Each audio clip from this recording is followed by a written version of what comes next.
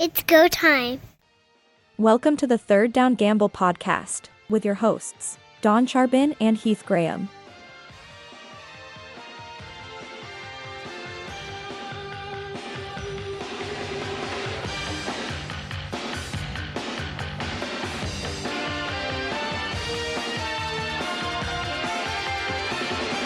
The CFL season is winding down, and incredibly, in the West, we may have a once-in-a-lifetime chance to see 4 teams tied for first place. Heath, what do you think of that?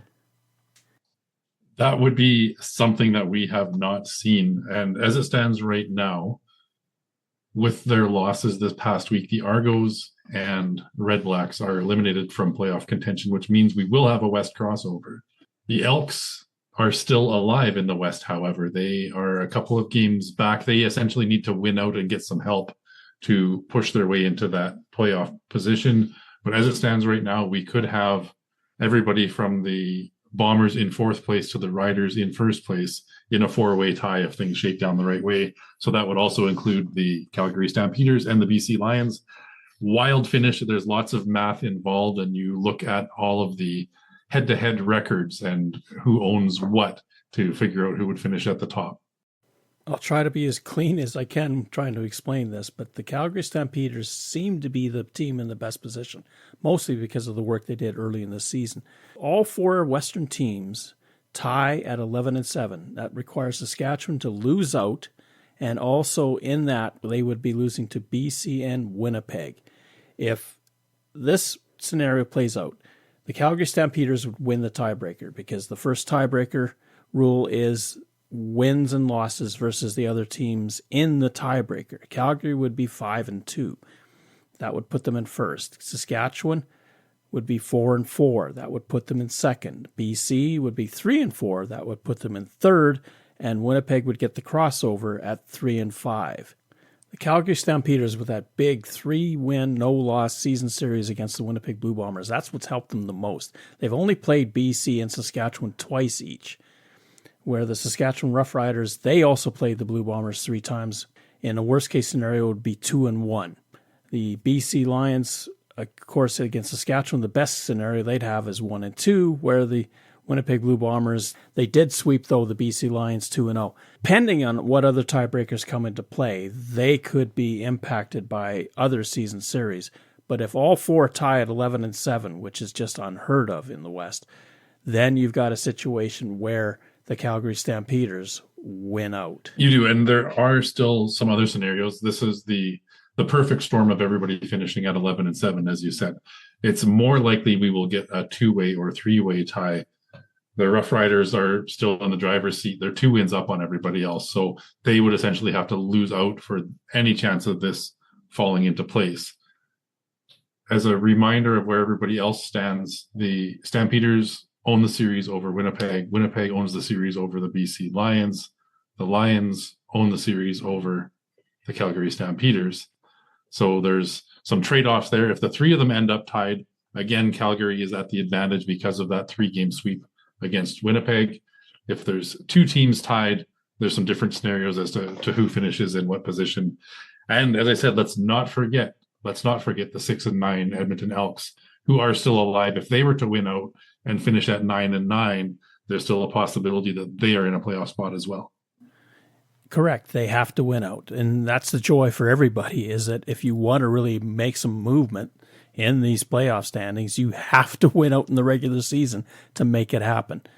The Calgary Stampeders, who did everything right at the beginning of the year, winning 5 times against Saskatchewan and Winnipeg, are losing that initiative if they don't get off this 4-game losing streak. They missed a golden opportunity here. The Rough Riders dropped back-to-back games in September, and had Calgary managed to even go 500 over that 4-game stretch that they've lost all 4, they'd be 1 game back of the Saskatchewan Roughriders at this point. The Riders need 1 more point to secure first place. A win or a tie for the Riders wraps it up for them. They can't be caught. As you said, the Stampeders got off to a great start this season and had locked up some of those season series, but now we're getting into the point standings, Every point's valuable throughout. A big step backwards for the Toronto Argonauts this year. Defending Grey Cup champions are missing the playoffs, and we haven't seen that happen for a few years now. The last team to do that was also, I believe, the Toronto Argonauts. The East is looking a lot more clear. Essentially, the Hamilton Tiger Cats need one more win for the Tiger Cats over their last two games will clinch first place for them. The Montreal Alouettes are in as well. They still have an opportunity to finish in first in the East, but again, they need to win out to pass the Hamilton Tiger Cats and need Hamilton to lose one of their remaining two. If you think back to the Blue Bombers of the past few years, they were the team that early in the season won the season series against the other Western opponents, so that put the Blue Bombers in very good stead near the end of the season, should they ever fall into a tiebreaker. Last year they struggled with that. This year they have faltered in that. And that now has been taken over by the Calgary Stampeders, who have found a way to go and win 3 against the Blue Bombers and basically help them along with that tiebreaker and other scenarios depending on who else is involved. The crossover is available because Toronto and Ottawa are out of the equation. And for the Toronto Argonauts, they are in a rare space. The 2018 Toronto Argonauts, on the heels of the 2017 Grey Cup Championship that they had won, they in 2018 did not make the playoffs. And look at the Toronto Argonauts situation, this year especially. Chad Kelly breaks his leg in the Eastern Final. He does not play at all. Another down in this season. You look at Nick Arbuckle, who at times was amazing. Now he's injured and he's out. So they go to Jarrett Dagey to finish the season. Those are the types of scenarios that they had on offense. Kadeem Carey was released. They've struggled with their offense in terms of running. Look at their defense. It was picked over heavily. When you have so much talent being taken away by the Edmonton Elks, the Argonauts seem to be struggling ever since, trying to refill their roster. Here's something to think about too. The trade between the Argonauts and the Stampeders, where Folarin Ormolati goes to the Stampeders, Cameron Judge comes to the Toronto Argonauts. Now, both great players, both had great seasons, but you wonder if Folarin Ormolati, who was such an anchor in Calgary, and we saw what kind of impact he had there, what would he have done for the Argonauts had he stayed with them? And these are types of questions you play in the what-if category. Now, Cam Judge has had a great season. Unfortunately for Ormolati, he is out for the remainder of the season, and you'll see the nosedive that the Calgary Stampeders have taken ever since he's been out. You make some great points, and I believe the Argos offensive line has regressed this year as well. Ryan Hunter is not the same player he was over the previous couple of seasons. There are some big holes there, and we saw it. 9 sacks against the Argonauts quarterbacks this past week. They spent a lot of time standing back up. It was a pretty rough night, and most of that was Jarrett Dagey. We know Nick Arbuckle was in early, got hurt, and was replaced by Jarrett Dagey. A tough season, a lost season, and Chad Kelly's injury is a big part of that. Was it overly optimistic for the Argos, or were they just kind of stringing everybody along, thinking that Chad Kelly was going to get back in based on the severity of the injury he suffered last year in the playoffs? You make a great point, but maybe the Argonauts were very optimistic, or they kept him on the roster, making other teams think about the possibility that he could be playing against them that weekend and divert some of their attention away from their preparation against Nick Arbuckle. Those are the type of things that teams will do. I feel, though, that the Argonauts ultimately were just in an optimistic mode, that he was going to find a way to be back on the field. They could have put him on 6 game, and made some room in the salary cap for other types of changes that they had to. And one must remember, too, that they weren't forced to play that hand because Nick Arbuckle had a tremendous run where he was putting up tremendous numbers. Exactly, and I think that it's a disservice to the Argonauts to have put Chad Kelly back out in a situation where he wasn't fully recovered. So I do applaud them in making sure and shutting him down at this point. They've declared that he's not returning this season. Make sure he's healed. It was a devastating injury. It does take a long time to recover. Even when they first talked about it, it was an 8 to 10 month prognosis 8 being very optimistic in that. So now we're in month 10 now. Had they been in a position to make a push for the playoffs, would they have tried to risk it? Possibly, but I think this is the right decision right now. Protect your number one guy, make sure he is fully healed, and hopefully get back running in the right direction for the 2026 season. What about Cameron Dukes in all of this? This is a quarterback that the Argonauts had for 2 years prior, released him in training camp, wound up playing for the Montreal Alouettes later in the season. Would Cameron Dukes have helped the situation? Not that Jared Dagey was poor in what he was trying to accomplish, but I'm just trying to think that Cameron Dukes was more familiar with what the Argos were doing, and maybe he would have been better suited to help, especially in a situation where Nick Arbuckle would go down. Those are the type of speculative things that you can think about. Now, will Cameron Dukes make his way back to the Argos? Will they sign him? That's a possibility. Anything is out there when you're trying to address need. That's a great point as well. And having somebody familiar with your system is a real asset. Breaking news, the Montreal Alouettes have actually cut Cameron Dukes from their roster as of today, that we're recording this on a Tuesday as well. So with the injury to Nick Arbuckle, is there any chance he works his way back into Toronto because of his familiarity with Ryan Dinwiddie and that offense? As I was musing, maybe that's a possibility. And you kind of feel sad for the Alouettes. They were caught between a rock and a hard place because they made the move to give Shea Patterson the third string spot on the roster. That made Cameron Dukes expendable, but then the trade deadline has come and gone. You cannot trade for an asset. You have to, if you want, let him go and see if he can find his way back to whatever team will sign him. And maybe that will be the Argonauts. We're into this final stretch of the season where everybody is trying to fine-tune their roster. So there have been a few moves here and there over the last couple of days as teams get ready for that playoff push. Or in the case of Toronto and Ottawa, you're making some roster moves now to see what you've got and maybe get a couple of your stars of the future into the mix now. Here's another question for you. Do you start Dustin Crum for the remainder of the season if you're the Ottawa Redblacks?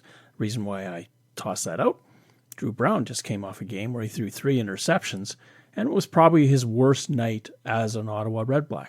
Do you think that maybe Dustin Crum has merited the opportunity to guide this team down the stretch and at least give him a chance to see what he can do with this offense under Tommy Condell? And then at the end of the season, you can make an assessment if you want to go with Drew Brown, if you want to go with Dustin Crum. There could be interest in other teams in Dustin Crum. Would it be fair to him to get more playing time so that they could see what he's capable of doing? You can't keep both of these quarterbacks on the roster forever. At some point, you're going to have to make a decision. Drew Brown might not be as healthy as Dustin Crum at this point in the season. We know Brown has missed a couple of chunks of the season injured already. For his health, that may be why you consider making the move. The Redblacks did invest a lot in Drew Brown, bringing him over from Winnipeg to make him their number one guy. They believe he was the number one quarterback, a starting quarterback in the CFL. We've seen multiple 400-plus yard games. When he's on, he is on. But as you mentioned, last week was a tough one. Might have been a little bit of not much left to play for, a bit of a letdown game as well. Dustin Crum, for his inconsistencies, he provides a lot of energy when he's in, and we've seen those late game pushes where he makes things happen. He had some opportunities as the number one guy. Granted, that was 2.5 seasons ago as well, so he's perhaps matured a bit more since then. With the number of games left, you just start to evaluate and give them both playing time in different scenarios and judge, or would you have seen enough of Drew Brown this year to make up your mind what his ceiling is? Something that's going in Drew Brown's favor is the size of his contract and the fact that he's signed through 2026. Now, I don't know if Dustin Crum is becoming a free agent in the offseason or if he's still under contract with the Redblacks, but let's say that he is going to become an FA. What does he want to do? He's been quite loyal to the Redblacks. He's been always the guy that you could count on to be with the team in spite of another starting quarterback coming through, whether it was Jeremiah Mazzoli, Drew Brown, the author of the Crumback. He did it a couple of years against the Winnipeg Blue Bombers. He did it against the BC Lions a few weeks ago.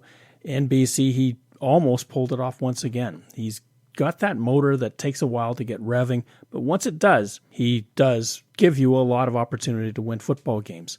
That's what you want from your quarterback. You want him to lead you to victory. How loyal is he? He's stuck through thick and thin. Does he want to stay? I'm predicting some big changes in Ottawa this year. We talked about Coach Bob Dyce being on the hot seat.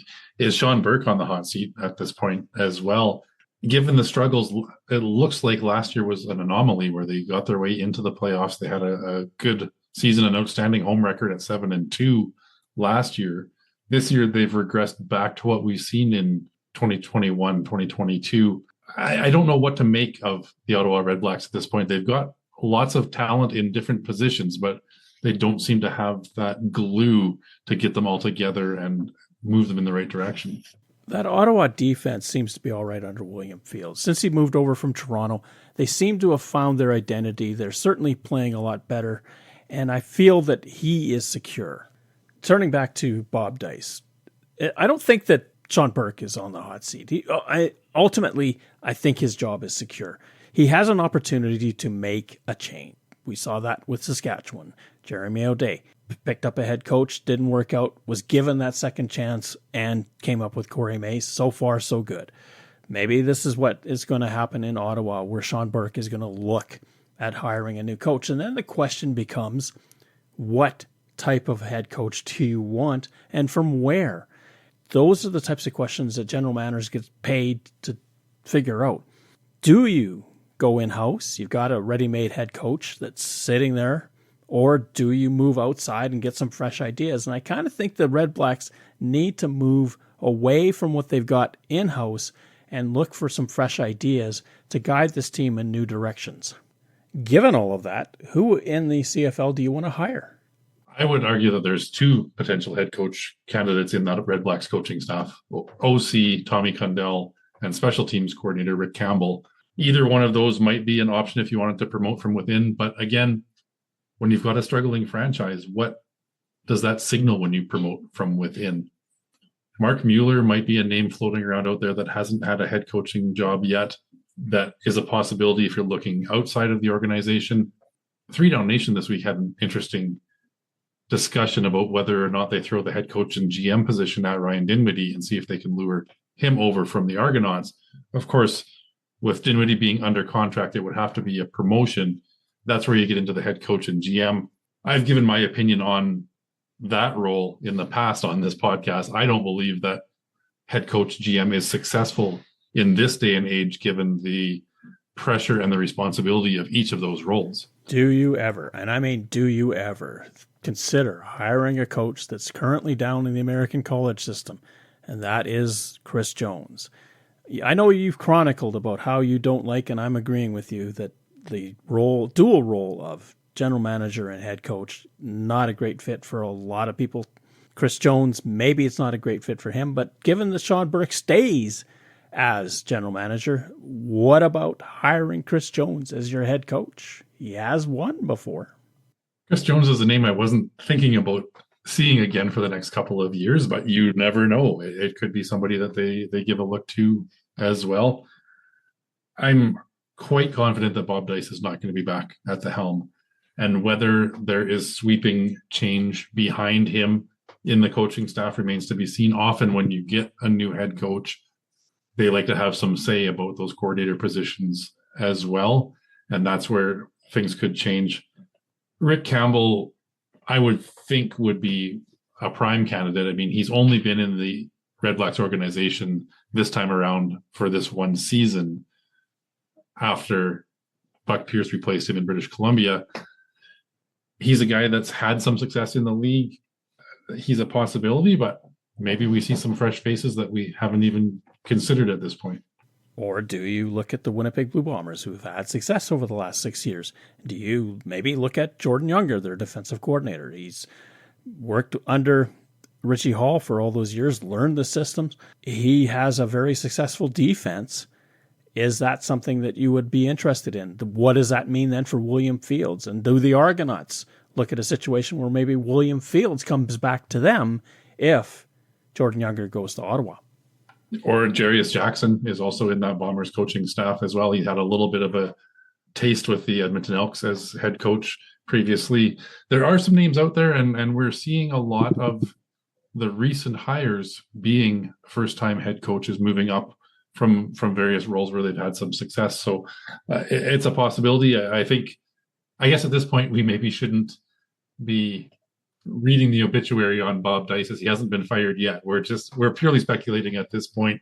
Where, as I said, I'm reasonably confident that they will be making a coaching change at the head coach position, but this is definitely something that we will discuss more in the off season should this vacancy pop up. Stuart Johnson, one of the tenets of his rule changes was the 35-second clock, and we've been wondering how that's going to impact the game and how it's going to impact the last 3 minutes. Now, I watched a Monday Night Football game between the Jacksonville Jaguars and the Kansas City Chiefs, and the Chiefs, they start this on YouTube. You can go to the NFL YouTube channel, and in the game, the last couple minutes are there. They start it with 1:48 to go, and the Chiefs break the huddle, and they go and score a touchdown. Jacksonville, the kickoff goes out of bounds, so the Jaguars start at the 40, move down the field, and score a touchdown to go ahead and ultimately win the game as a result. That's with about 32 seconds left. That took 17 and a half minutes of regular life time to watch. There's nothing edited in this. They didn't extend it. This is straight time. There were a couple timeouts being used, a couple penalties in the situation, but 17 and a half minutes. And it begs the question, are we getting too wired about how long the last few minutes of a game take? If it can take that long in what we think is an NFL that the clock just perpetually runs, maybe the 35-second clock isn't going to impact as badly if we can maintain some of that 3-minute element and not worry so much about how much real life time that it takes to finish the last 3 minutes overall. The NFL has more timeouts, which is certainly what allowed part of this lengthy stretch to carry on. I believe when Commissioner Johnston made those comments about the last 3 minutes, he was in around 11 something or 12 minutes that he had timed on a stopwatch in the replay center. Still drastically shorter. And I know one of the big concerns we're hearing from CFL fans is that they don't want to see the clock runoff situations like we do see in the NFL. Sometimes after the 2-minute warning, if the team trailing has used their timeouts and are on defense, the other team with the ball on offense can essentially kneel down and run 2 minutes off of the clock pretty easily without being in any kind of danger. I agree with the fans that are concerned. I certainly don't want to see that in the CFL. I can't stress this enough. The rules committee still needs to determine how these are going to be run. So people right now that are pearl clutching and saying that they've ruined the last 3 minutes of a CFL game, the fact of the matter is we don't know that yet. All that they have said is there's a 35-second auto clock running. We don't know how that affects when plays whistled in, especially in these last 3 minutes. If they are truly committed to keeping the final 3 minutes of a half as some of the most exciting 3 minutes in sports, they will find a way to make sure we don't see kneel downs running off a minute and a half of the clock. I don't know that there's an appetite to make a drastic change. I think there's still a desire to keep the last 3 minutes as strong as they've been. It does beg the question, how do you do this? How do you work this out? Does the game official, the head referee, determine when the game clock, and I know we're going to get game clock and play clock used over and over again, but play clock is the return to play, that's putting the ball back into play or on the snap, where the game clock is the overall 60 minutes winding down. Does the head referee wind the game clock once the two teams have broken their huddles and are ready to go? In a situation where the 35-second clock continues to move, you get, let's say it's a tackle in the field, you get a situation where the teams move to their own side of the line, the head official checks, makes sure everything, and they wave it. And there could be 20 seconds left in that 35-second clock, 25 seconds left, 15 seconds left. It depends how much you hustle if you're trying to stall and waste time, or how fast you move if you're trying to save time. It's a real interesting dilemma in terms of how they put this forward. And Again, it's a dynamic thing. If you're the Winnipeg Blue Bombers, and I've accused them incessantly of being dawdlers, and they're masters at taking time off the clock, there may be a disincentive to being slow on piling. 35 seconds will be 35 seconds. Whether they keep a hard 20 seconds in that final 3 minutes, that's something for the rules committee to figure out. I just don't understand how they'll do it. You call them dawdlers, I'd call them great clock managers. I refuse to back down. They are masters at dawdling and really slowing the game down. And as a Bomber fan, I will make no excuses. They are the best team in the CFL at manipulating that clock right now. They have had some ridiculous drives that run so much time off with so few plays. They have got it down to an art form. And as I said, they are using the rules and the timing that is presented to them at this point. They haven't been flagged for delay of game penalties in these situations. They've got it figured out. Where would you stand on each team getting another timeout awarded to them in the game, or being able to keep both timeouts to after the 3-minute warning? At this point right now, if a team hasn't used any timeouts, one burns off automatically. They don't get it in the 3-minute warning. It really comes down to how they interpret the last 3 minutes. If a player is tackled in the field of play and the clock continues to run, then you got to have extra timeouts. And maybe you go as far as the NFL and go 3 per half. You have to have some mechanism for teams to stop the clock so that you don't see these long runoffs of time and the ability to come back in a game that's close be denied because the clock is just simply going to run out. That's fair. I don't know if I would go 3.5 necessarily, but I certainly could live with an additional timeout awarded to each team, or perhaps 2 per half. 3 gets into a little bit more of that drawing things out. There will be some concessions made, and that's why it's important to wait and see what those announcements are, how this is going to be managed. Currently, timeouts aren't kept if you haven't used them. It's because the timing in the last 3 minutes takes care of that for you. Yeah, I agreed. I kind of, at this point, I'm not really a big fan of teams losing a timeout if they haven't used it in the first 57 minutes. I don't think that's a fair trade-off at this point. I'm Derek Taylor, the voice of the Bombers on 680 CJOB, and I listen to the Third Down Gamble podcast. We start our weekend review with the Saskatchewan Roughriders going to Ottawa to play the Red Blacks on Friday night, and the Saskatchewan Roughriders win 20-13 in a game where the Roughriders' offense wasn't on top of its play, but Antoine Brooks Jr. with an 85-yard interception return for a touchdown made a big difference. Drew Brown had a game he probably wishes he could forget, throwing 3 interceptions, especially 2 of them that were probably poor decisions. A game that got away from the Red Blacks. They had to win to keep themselves in consideration for a playoff spot. That is now out the window.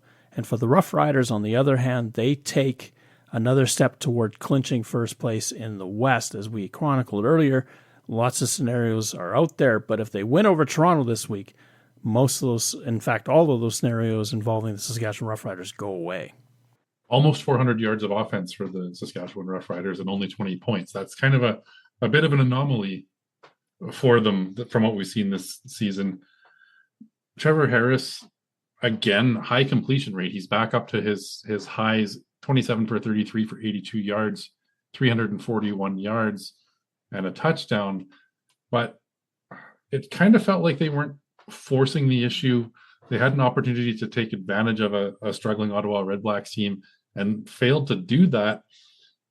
Is there any concern for the Riders' offense? The defense played great once again, 3 interceptions and really held the Red Blacks in check all night. But is there something on that offense that needs to get back on track? I can't argue that. The Rough Riders may be caught out by the idea that, hey, we're doing well, we're up in the lead, we've got a great defense, they'll take care of business, and we don't have to push on the throttle as hard.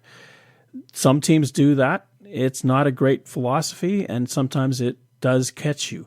In this case, it didn't, although the Red Blacks did give a big push at the end of the football game. At the beginning of the fourth quarter, though, the Rough Riders do get a big touchdown pass from Harris to Dante Myers to kind of build that lead back up.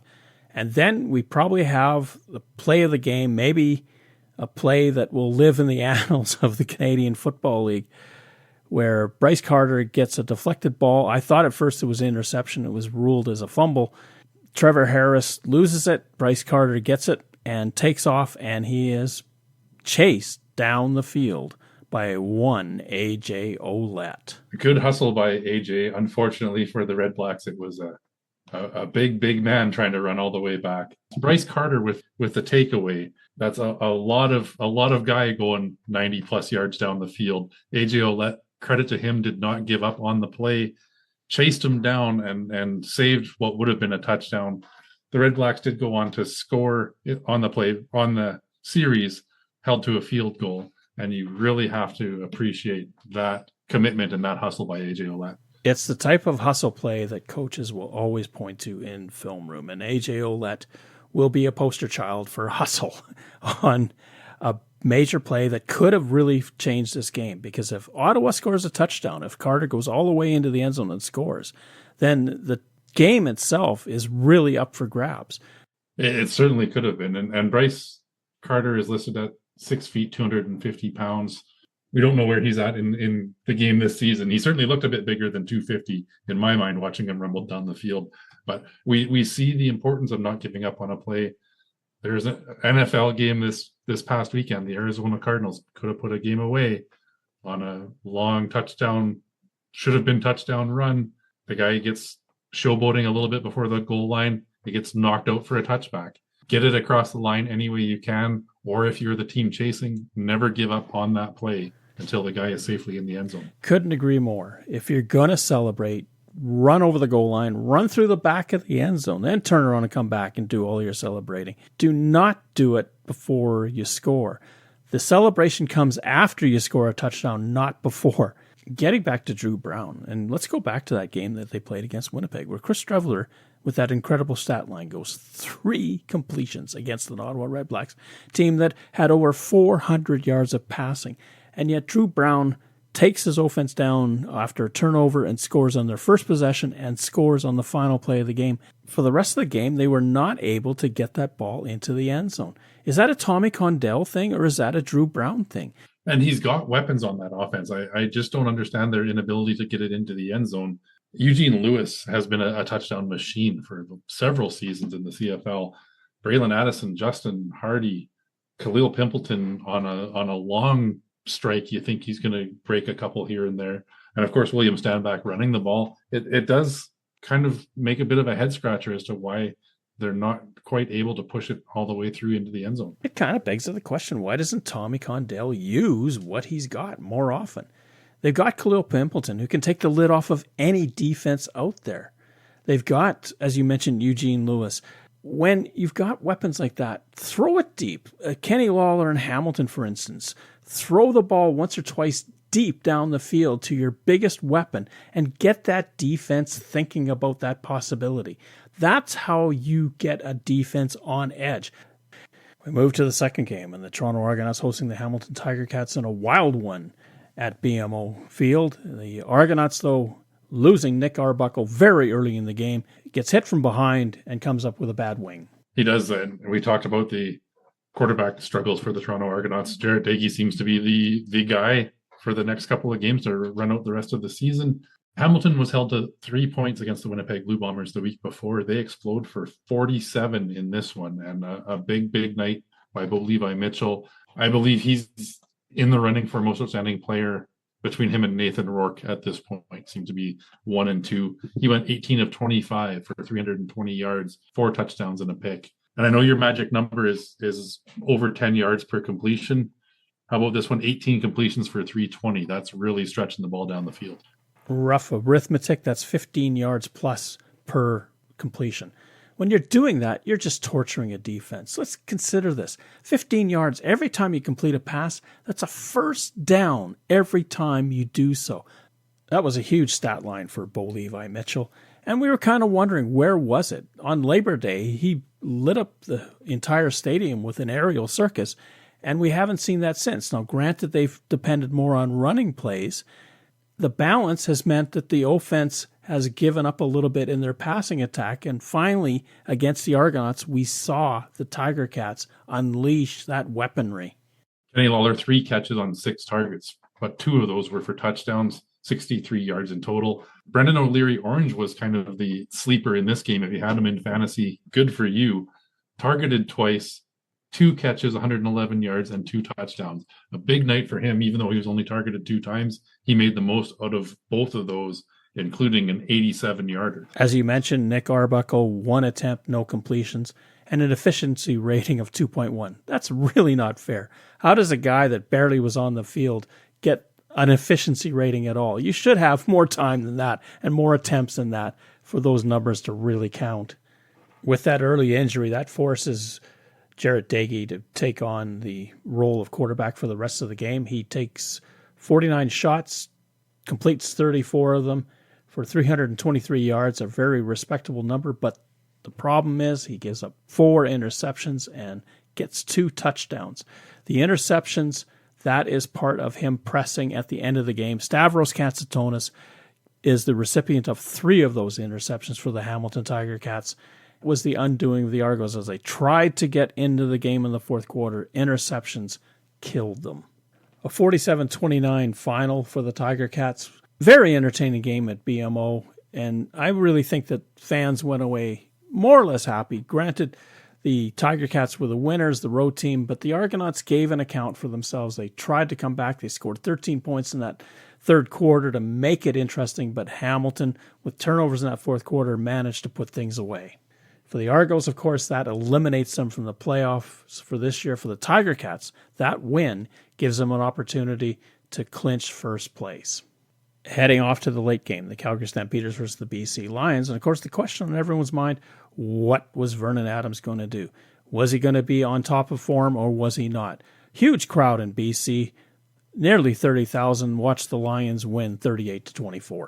Big night for, as I mentioned, the other MOP candidate, Nathan Rourke. 25 of 32, 414 yards, 4 touchdowns, 2 interceptions. He's had a couple of multi-interception games this season, but when you're putting up 4 touchdowns and 414 yards of offense, it's something I think Buck Pierce and that coaching staff can live with. The concern for Buck Pierce and the BC Lions was that those interceptions were occurring in the latter half of the game, specifically the fourth quarter. And when the Stampeders are trying to make a game of it, you don't want to be giving the ball up to them. That was what is troubling. They're going to have to clean that up. I know Nathan Rourke will look at that and beat himself up, but he'll find a way to get through it. I wonder, too, if, and I've mentioned this before, that the Lions seem to be a little bit poorer at home than they are on the road. Maybe the extra energy, the extra tension of being in front of a big crowd gets them a little bit tight. There could be something to that of trying too hard to appease the home fans. Relatively young, Nathan Rourke's 27 years old. He's finding his way as the star quarterback, and not just the star of the BC Lions. He's quickly becoming one of the faces of the league as well. The fact that he's a homegrown quarterback playing at this level, he's been outspoken about the league, about the rule changes, the upcoming gameplay changes as well. So he's put himself into a position where a lot of focus comes his way, and he might need to get a bit more coaching on how to shut out some of that noise. Keeping with Rourke, he spread the ball around beautifully as well. Keon Hatcher had 7 catches, 112 yards. Javon Katoy, 7 catches for 99. And James Butler, to add to 42 yards rushing, had 6 catches for 97 yards as well. So big nights by all of those players.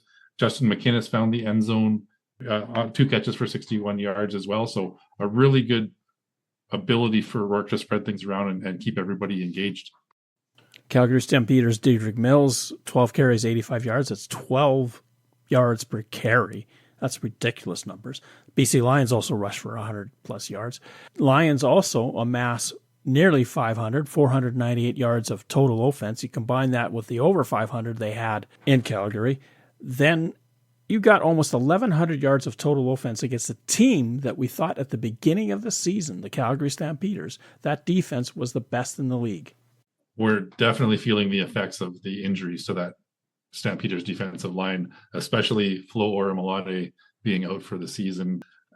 That was one of the surprises and one of the bright spots for the Stamps early on this season was that defensive line play.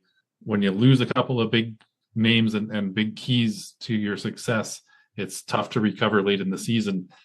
4 straight losses for Calgary. They have to be concerned. It looked like they were right in that fight for first overall halfway through the season. And to see this slide now, and as we talked about off the hop, BC and Winnipeg are right in that battle with them now. British Columbia clinches a playoff spot and also get ahead of the Stampeders by 1 win in the standings. They are a bit in the driver's seat, but all things considered, the BC Lions have gotten hot at the right time, and they could be the team to watch going into the playoffs. They are. I have to think that they're right up there with Saskatchewan for the favorites to win the West. Not necessarily in the standings the regular season, but come playoff time, would you be surprised to see the BC Lions in the Grey Cup? I certainly wouldn't be. The 2 teams to watch are in second place in each division. That's BC and Montreal. And who's to say that they don't meet in the Grey Cup in Winnipeg this November? Those teams in second place right now are trending the right direction in BC and in Montreal. Third down.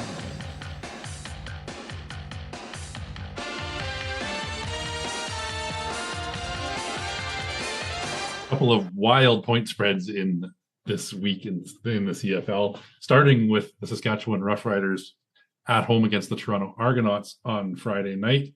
A little bit surprising to see the Roughriders as a 10.5-point favorite, but given the injuries to quarterback with the Toronto Argonauts, is this a reasonable spread, or do you see Toronto keeping it closer than that?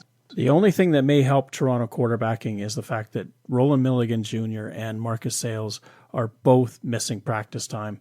If they're not available, then that would help any team facing the Saskatchewan Roughriders. But for Jarrett Dagey, most likely getting this start, this is going to be a test of tests because he's going to be facing a defense that's going to give him a myriad of looks, and the Roughriders are going to go after him with everything they can think of to confuse him and to get him off his game.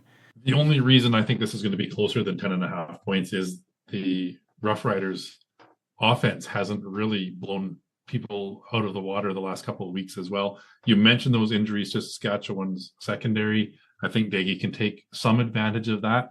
Roughriders win this game. I'm not saying that the Argonauts are going to come into Mosaic and pull off the upset. I do, however, think that they keep it inside that 10.5 points. I'm taking Riders to win, but Argonauts to beat the spread.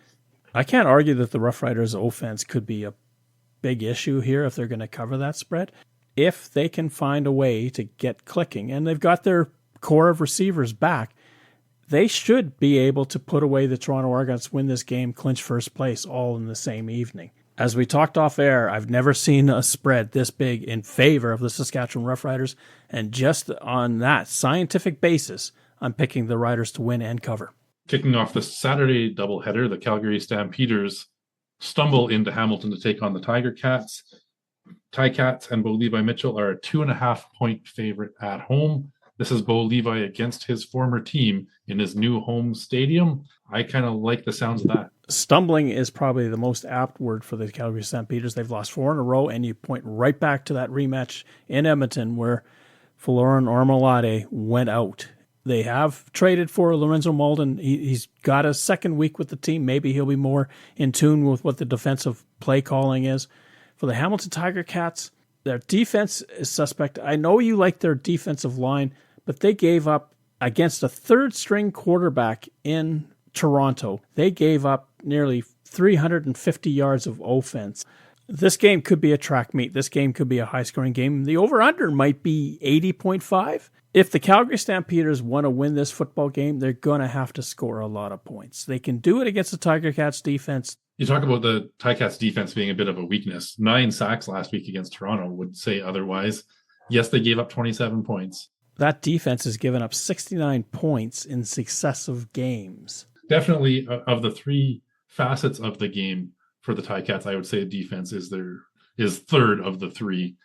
But they have shown some promise this year. Bo Levi Mitchell putting up 47 points last week has to give them a lot of confidence. The special teams return game has been decent. Mark Leggio has been very consistent, kicking the ball as well. And the Stampeders have been inconsistent. I think a lot needs to go right for Calgary this week to get off of that 4-game skid. I'm not sure I'm seeing it against these Tiger Cats. I agree with you. The Stampeders, to me, seem to have lost their identity. And this in spite of the fact that they've got their entire receiving core back. They've got Barnes, they've got Philpott, they've got Rhymes. All of these people that they wanted to be the weapons to produce points. Do they find a way in Hamilton? It's possible. But they've got to do something soon, because if they keep losing and falling, they're going to find themselves in that crossover spot. And who would have thought that 6 weeks ago? Second game of the Saturday doubleheader, the Edmonton Elks host the Winnipeg Blue Bombers.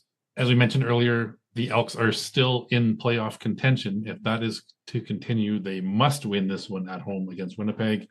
The road Bombers are a 3.5-point favorite coming off the bye. Edmonton is also coming off the bye, so no real advantage for either team there. The one thing that you want to worry about if you're the Edmonton Elks is, let's say you stumble anywhere in the last 3 weeks, you want to win the season series against the Winnipeg Blue Bombers. They lost 36-23 back on June 26th.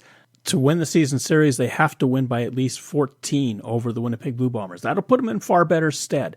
It's going to be Zach Collaros versus Cody Fajardo. The quarterback battle is going to be the key element in this football game. The Elks are a hungry team, and as you mentioned, both teams well-rested coming off the bye. I'm really excited to watch Cody Fajardo versus that Winnipeg defense. Jordan Younger throws some different looks out there. One of the drawbacks to Fajardo's game is he has a tendency to hold on to the ball a bit too long. Winnipeg, with their looks, they often drop 8 into coverage. That's going to mean not a lot of open options for Fajardo. This will be fun to watch to see whether he's able to find an open man or if they really shut down that passing game. But again, Justin Rankin, Javon Leake can give some different wrinkles to that running game as well. I'm excited. I think this is the game of the week. I like the Bombers to come in and secure a playoff spot for themselves. I think the Bombers covered the 3.5-point spread. If it was 5.5, I don't think I'd be as confident. You made mention of Javon Leake, but he hasn't done a lot out of the Edmonton backfield. Maybe Jordan McSimic has got some plans against the Blue Bombers, and maybe we'll see something different with a different package with Javon Leake involved. But Justin Rankin seems to be their go-to guy. They've extended him through 2027. Cody Fajardo has to get success on first down with Justin Rankin or throwing the football. They have to be second and short, because what Winnipeg is predicated their defense on is getting you second and long, dropping 8, and then making you try to find a receiver. Watch for those screen passes to Rankin in those situations, though, as well. That's something that the Bombers don't defend particularly well, and could be something that in those second and longs, Fajardo's only throwing it 3 or 4 and expecting Rankin to hammer through and get the extra 2 or 3. Monday Night Football starting at 11 a.m. Central Time, as the Montreal Alouettes hosting the Ottawa Redblacks. A rare Monday CFL game, but it is the traditional Thanksgiving Monday here in Canada. The Redblacks are in trouble. The odds makers are aware of that, and they are making the Alouettes a 13.5-point favorite at home. We talk about the big spread with the Rough Riders and the Argos. We're an extra field goal of a spread in this one. Do the Redblacks have any chance at chipping away at that? You've got the undefeated Davis Alexander going against the Ottawa Redblacks, who seem to be spinning in circles. Is Bob Dyce going to still be there at the end of the season? These are tough times for the Redblacks, and being on the road, the Thanksgiving weekend game in Montreal is always a tough task. I like the Alouettes to win. Is it 13.5 worthy? That is really tough to determine because it's such a huge number. Turnovers could change this. Who's going to start for the Redblacks? Is it going to be Drew Brown? Is it going to be Dustin Crum? The Alouettes are ready for whatever. It's just a question of, is Ottawa ready to play? How beaten up are they, given what happened to them? The Alouettes still have a lot to play for. They are trying desperately to chase down the Hamilton Tiger Cats. Now, depending on what happens between the Stamps and the Ticats, we'll see how much hunger is still left for the Alouettes. They were excited to get Davis Alexander back into the rotation. Unbelievable streak as a starting quarterback in the CFL. I'm picking the Alouettes to win big in this one. I think this is the the end of the Bob Dyce era in Ottawa. I don't feel like there's a lot of cohesion there. The wheels are kind of coming off a little bit, and Montreal is going to take advantage of that, both on offense and defense. Alouettes to cover. I remember back in 2023, the Alouettes, about this same station of the year, went on a tear and won out. At that time, they were mired in second, as they are this year, it seems. They found a way to keep on form, keep winning, and defeat the 16-2 Toronto Argonauts in the 2023 Eastern Final, then go on to upset the Winnipeg Blue Bombers in the 2023 Grey Cup in Hamilton. Jason Moss knows how to keep this team motivated. Will they win by 13.5? Maybe.